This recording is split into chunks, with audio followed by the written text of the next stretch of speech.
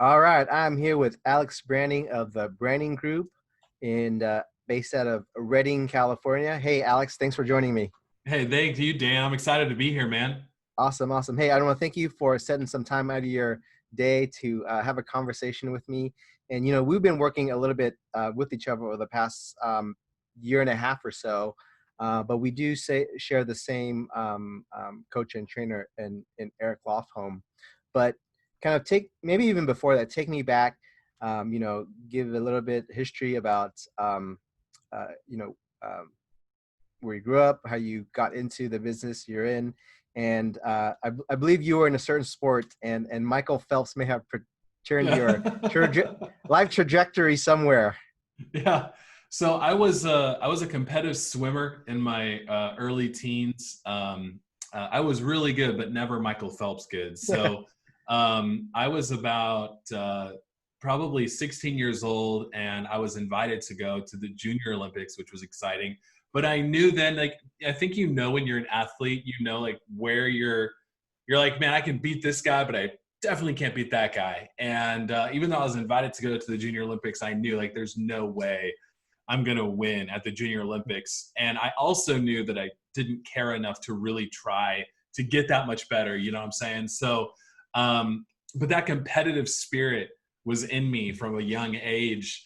When I graduated high school early, 2 years early. And when I was about 17, I started my business, the Branning Group, and started it just as a nerd who liked to code. I was like, this is fun. Let me like program online. This is crazy.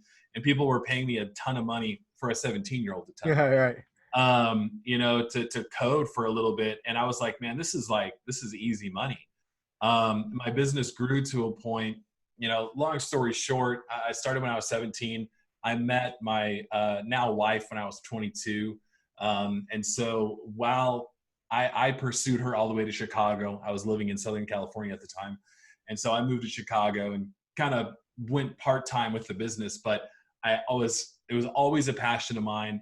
And when I came back after we got married, I kicked it up again, and it was so cool. We got a chance to work with Chrysler. We wrote their website, Crocs. So it was so much fun, Dan. But I say all that to say this. I put myself in a position where I was stuck. I was in this entrepreneurial jail that I put myself in, where I was working long hours, not making a lot of money, high stress, ton of people depending on me. And that's when I reached out to Eric Lofholm. I was like, man, I am stuck and I don't know how to get out. And Eric really helped me kind of tweak my business so that it was not as stressful. I was able to increase the amount of revenue. And I've been working with Eric for about 6 years now. So that's the super condensed version of my entrepreneurial journey. Started when I was 17. I'm 35 now, doing it for a long time. It's been so much fun. Yeah. So, and then we met, I think the first time we met was after a webinar that Eric did a couple of years ago. You and I connected. I think we were commenting back and forth in the Facebook group. And you got Eric and I did a program together called ELI Tech. And I was doing trainings to his group. And I think that's how we first got connected a few years ago. Yeah, I don't exactly remember the circumstance, but I know it was through Eric Lofholm, and I've been training with him for a number of years now. So, um, but yeah, that I think that through him is where we connected. Kind of go back, and right before you um, reached out to Eric, you're working with companies like Chrysler, and you know and I assume the money was good. So what was it about your business that you were like feeling stuck with, right? Because I think for a lot of business owners, what you don't know until you get there, but like, hey, I could always use more clients, right? But when you kind of get to that level, it's like now, you know, I'm flooded with clients, but I don't have time to breathe right now. Yeah. So the way that I set up my business was Michael Gerber lays out different business owner types in his book, The E-Myth. Right. He talks about the technician, the business operator, the business owner, and then like the investor. I may be missing it up, but anyway, the quadrant that I was stuck in was the technician. I was the programmer who hired other programmers. And as the project manager, every time we added a new client, my workload increased. And so and I didn't know how to let go of that. I had brought in somebody at one point, it just didn't work out. So I was in a situation, Dan, where I was working with people that demanded excellence and they were willing to pay for it. So like you said, the money was good, but they demanded excellence. We were delivering it, but it was hard. And the product that we were delivering was very expensive to produce. We were basically trading time for dollars. It was great if it was an even trade, right? Like 1 hour for 1 hour's worth of pay. But as what happens sometimes in our world is mistakes happen. I have to eat hours and things like that. And so it's not always a 1-to-1. It's, more like maybe 1.5 hours where I get paid for one. So anyway, it was creating a situation where the amount of hours that I was working was high. The risk that I was taking was very high. And bringing on new work meant increasing my hours. And so I was working consistently. I was working 80 to 100 hours a week. Which was just killing me. And so there's other like micro problems that were happening within that, but that was essentially the overall thing. Was I was getting stretched so thin trying to keep up with everything. And I reached a breaking point where I said, man, I do not want to be doing this. I looked at myself and I was talking to my wife and I said, I do not want this to be my life a year from now, but I don't know how to fix it. And so I knew that I needed help. I knew that the experience and the knowledge that I had would not get me out of the jam that I was in. And so I needed to go find somebody else to help me out and show me a path to success. All right. So what was the breakthrough that you had working with Eric and kind of tweaking your business to, help you stay in the business? Yeah. So I was at trading time for dollars. What I needed to get to was trading value for dollars, right? In other words, it's not necessarily I'm going to give you 5 hours and you'll get this. It's I'll give you this product no matter how long it takes me and you'll pay me this much, right? It was basically productizing my business, to use a buzzword. So instead of hours, I was trading specific projects. And so what it was before was I was charging around $75 to $100 an hour based on the project. And now I was able to say, you'll get this product for say $2,000, no matter how long it takes us to build it. Now, initially, that was not a winning proposition for me. And I knew it wouldn't be because it was going to take a little bit more time and effort. But I was eventually able to create a situation where I had some turnkey campaigns that I was able to use. And that's all we do now at the Branning Group is really turnkey campaigns. And so it was going from, if I wanted to get paid for 80 hours of work, I needed to do 80 hours of work. Then creating a system where I was able to productize myself and exchange value for dollars instead of time for dollars.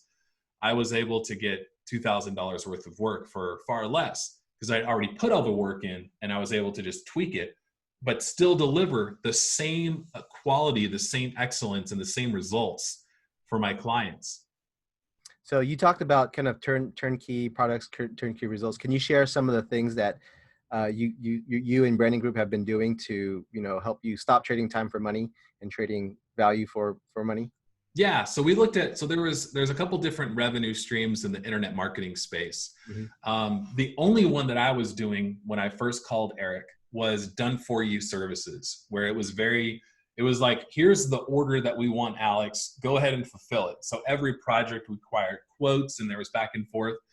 And so what I did first was I exchanged that for like, here's the specific product and here's the deliverable. And then I added in some coaching on top of that. And then probably about 3.5 years ago, I started introducing digital courses. And so that was really fun. And a digital course is, for those of you that are listening and have no idea what I'm talking about, it's basically an over-the-shoulder home study course that you do at home that shows you how to perform a certain task or learn a certain skill. So we were creating those for our clients. And then I introduced coaching about 2.5 years ago. And so that's probably one of my favorite parts of what I do is the coaching. So I have 4 revenue streams Mhm. now. None of them require exchanging time for dollars, except the coaching part of it.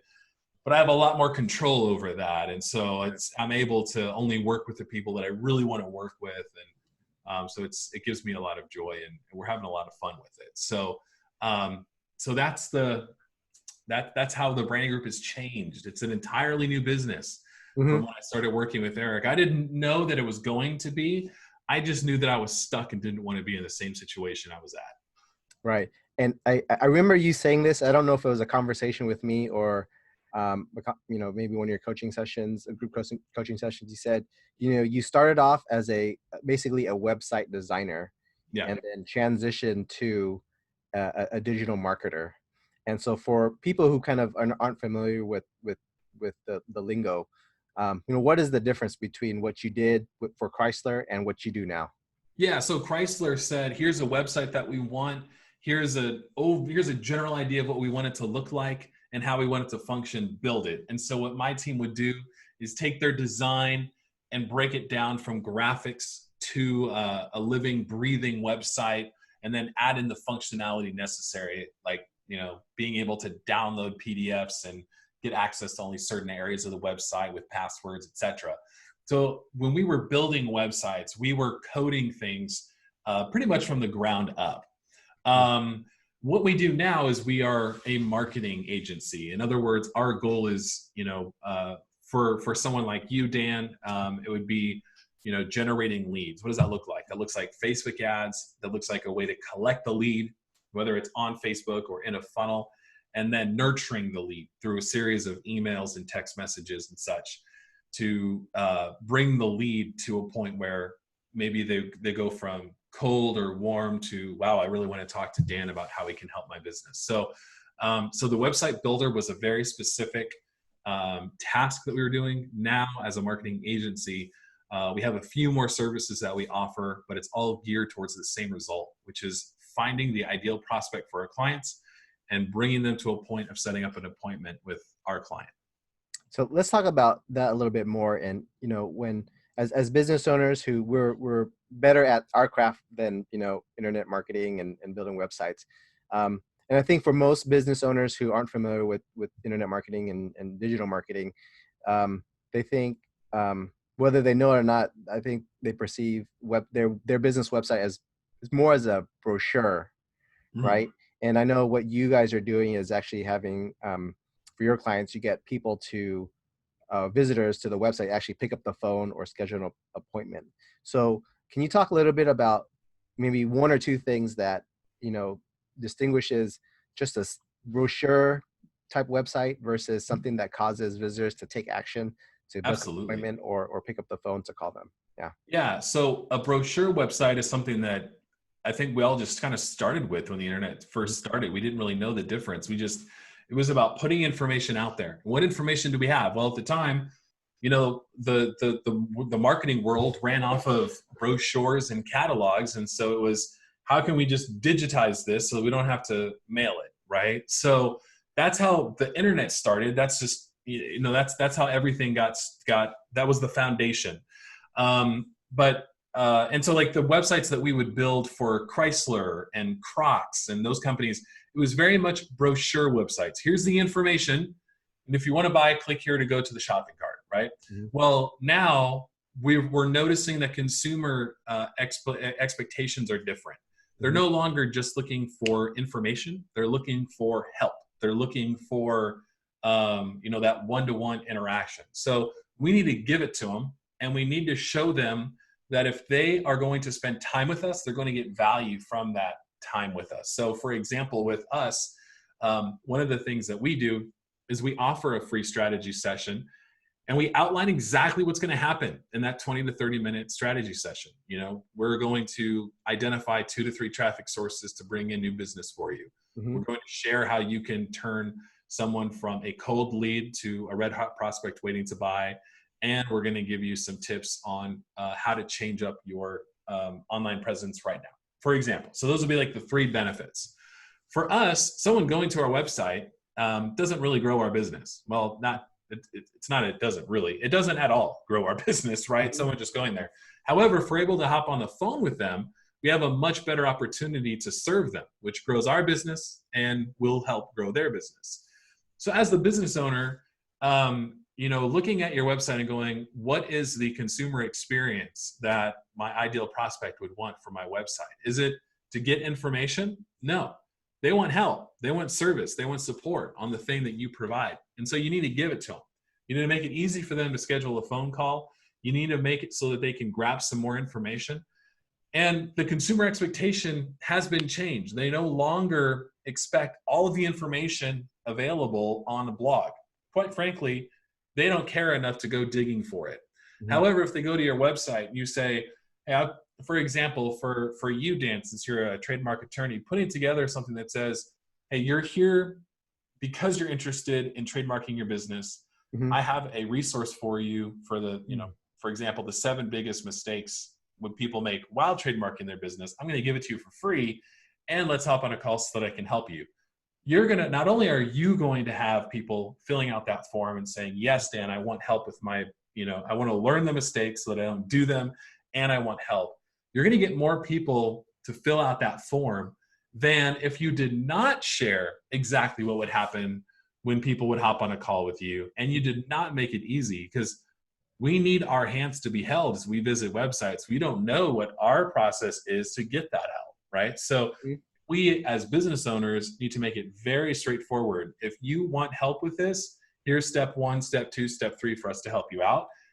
And to make the process even easier for you, consumer, here's the benefits you're going to get just by taking these steps with us. So that's I feel like I rambled on a little bit, but that's essentially the difference between the brochure websites that were the foundation of the internet back when we first were figuring this all out and what the consumer expectation is now. They want help, they want it now, and they need to be told how to get it. You talked about kind of the steps that, that you kind of handhold the client through.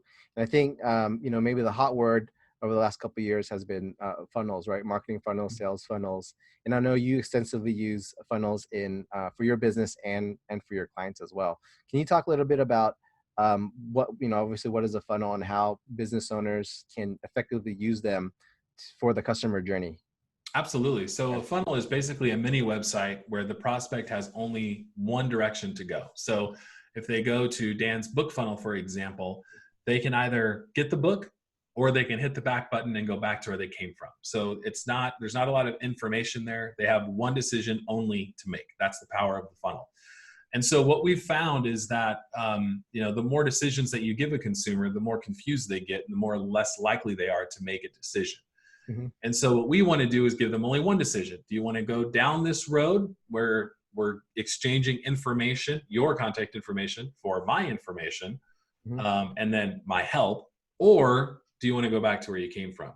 So the fewer decisions you put in front of the consumer, the better. And when funnels first got started, it was such a new and revolutionary experience for the consumer that we saw a huge amount of success right away. Now it's becoming a little bit more mainstream and consumers are used to it.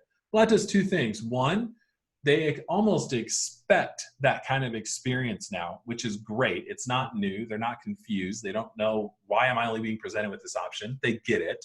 Mm-hmm. But it also puts the burden a little bit more on the business owner, because now more business owners are using funnels.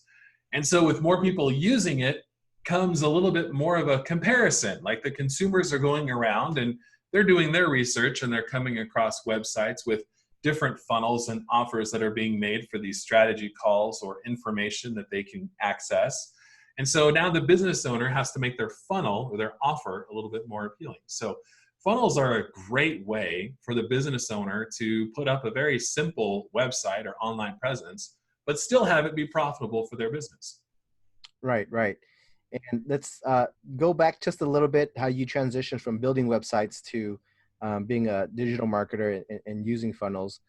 As you moved into the digital marketing space, what were some of the struggles that you as the business owner, had to go through in making that particular transition? Yeah, so that's a great question. So, I refer to myself affectionately as a code monkey. In other words, I was given here's the instructions, go write it. You know, I had no creativity allowed really with the work that we were doing for these big companies. Mm-hmm. We just did what they asked and we did it well, but there was very little creative expression that we could do. So when it came time for me to market myself, it was a whole new experience, and I had to figure a lot of this stuff out, and I failed a lot. I still fail a lot, but that's marketing. In marketing, there's wins and lessons. Mm-hmm. And lessons. There's not wins and losses. You're moving forward one way or the other, right? So when it came time to build out my own business, one of the things that I realized pretty quick is that I'm putting out a lot of content, which was great, but I wasn't getting a lot of business inquiries. I was getting views, I was getting engagement, but I wasn't getting a lot of strategy calls with what I was doing. And so one of the things, I forget who told me to do it. It was because I was working with Eric and a few other people, but I put out an offer once using lead pages. I don't know if you remember lead pages, one of the old software back in the day. And we were doing, I think I put together like a PDF or something. I forget the exact offer that I was making, but I was getting a lot of people going through and downloading this thing. And I was like, wow, this is rad. Like my email database is like grown from 0 to, it was like 200 at the time, you know, to, I think it went from 200 to 300 in a matter of, you know, a couple of weeks just with this, you know, thing I was putting out. And I was like, man, this is pretty cool. And I was just learning about email marketing, and where this really hit for me, Dan, was in Christmas of 2015, almost 4 years ago now. I had my small little list. I was using lead pages and Aweber, and I had a list of about 400 people or so, something like that. And we had a plumbing emergency at our house. I mean, we're getting like real life stuff here, right? So it cost us $1,000 to fix it. It was totally unexpected, did not plan for it. And December is a slow month in the marketing game because people are not looking to start new projects in December. And so I was kind of up against a wall. Like, and I did not, I planned well for that month, but I did not have that $1,000. But I had a list. I had a list of about 350 or 400 people. And so what I did was I wrote an email to that list, making a low dollar offer. I believe it was for a mastermind session at my office. And it was a $50 offer. So like way underpriced, but I needed it. And I started getting a trickle, like people hitting me up, you know, buying my offer. And then I got a phone call from somebody that received that email and said, hey man, I'm so glad you emailed me. I have this proposal sitting on my desk for you to build my website. And I meant to send in that check before the end of the year. Can I run it by? And so what that did for me, Dan, that email saved my butt. And I was like, man, I have to build my email list. I have to send more offers to my list. And I need to figure out this whole funnels thing. And so that same year in 2016, I towards the end of the year, I discovered ClickFunnels, and the rest is history. So, so I've been using ClickFunnels a lot since the middle of 2017. I was introduced to ClickFunnels at the end of 2016, but I didn't really get it, and it wasn't the same platform that it is today. And so I didn't really, I think I started my account in June of 2017. The first funnels that we were really using, the first big launch that I had was towards the end of 2017 with ClickFunnels. So since then, it's just been a wild ride, man. It's been crazy how much having a marketing platform like that can help grow your business. It's something that's literally designed just for funnels and nurturing. And there's other platforms out right now. ClickFunnels is just the one that I use. There's others that have come up that are great as well. But ClickFunnels has just changed my life, honestly. So it's been great. So, you know, you've been in the website and digital marketing space for a couple of years now. And, you know, when whenever I first started, blogging was kind of the hot thing, and it's still pretty popular, but it's probably slowed down just a little bit. Obviously, there's other social media, Instagram, Facebook, YouTube. Where do you see, all I'm hearing now is video is it's either is the hot thing or is going to be the hot thing. Mm-hmm. If you can forecast, 2 or 3 years, from today, up into the future, like where do you think the platform for content or a platform for information where consumers are going to look for and look for experts like you and myself? Is it going to be video? It's going to go back to blogging? Where do you think it's going to be at? Yeah, I think video is and will continue to be king. Mm-hmm. I don't look at video as, I think we need to break down video though. I think there's a couple, like before video is just, this thing. So everyone said video marketing and it was this very broad category. I think I would like to split that up though. Mm-hmm. We have our short form video. We have our micro videos, which are like the TikTok videos Mm-hmm. that are like 15 to 20 seconds in length. We have our short form, which is, 2 minutes or less. We have what I'll just, I call them our 5-minute videos, anywhere from 3 to 5. And then our longer videos, which is like 5 minutes plus. One of the things that we're seeing is the micro videos. Vine kind of introduced the concept a few years ago. It's no longer around, but these micro videos are insanely popular. They're fun, they're silly, and they're incredibly underused by business owners, myself included. I'm not on the micro video train yet, but we are working on that. But that has grown a lot. And what I'm noticing, Dan, is that the younger generation is using it a lot. When I say I'm saying younger, like we're in our 30s and we're like young us. But like the teens to early 20s are using these micro videos a lot, and there's power in it in showing relatability, answering a quick question, things like that. We have to get creative with the message that short, but we can do it. Also, the short videos, I'm seeing a ton of success for myself in the videos that are 1 minute to 2 to 2.5 minutes long.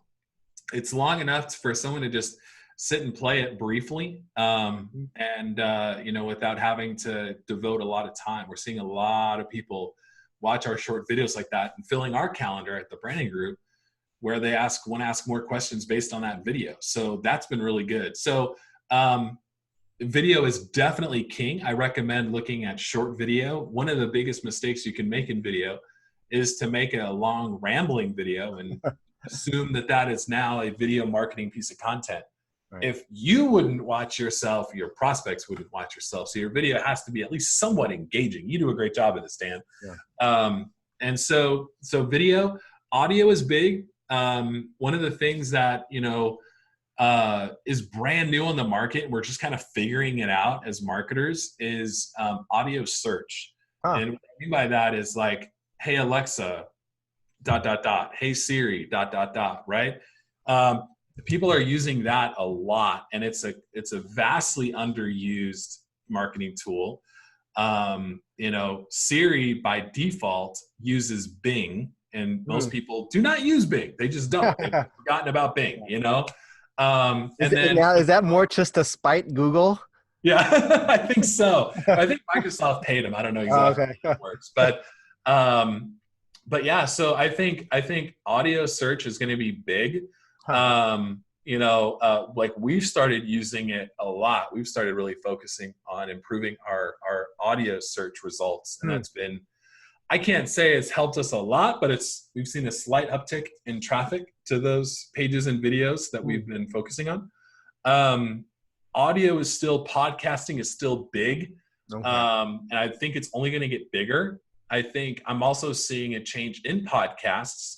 You have your long, I call them the Pat Flynn episodes that are like 60 minutes long, packed full of content, Yeah. But there's a new breed, for lack of a better word, of podcast. Gary Vee kind of started it a little bit ago. It's these little short, like 10, 15-minute clips that he releases. It's like you can listen to them quickly. You can listen to them on your drive, the full thing, start to finish. And so podcasting is growing a lot.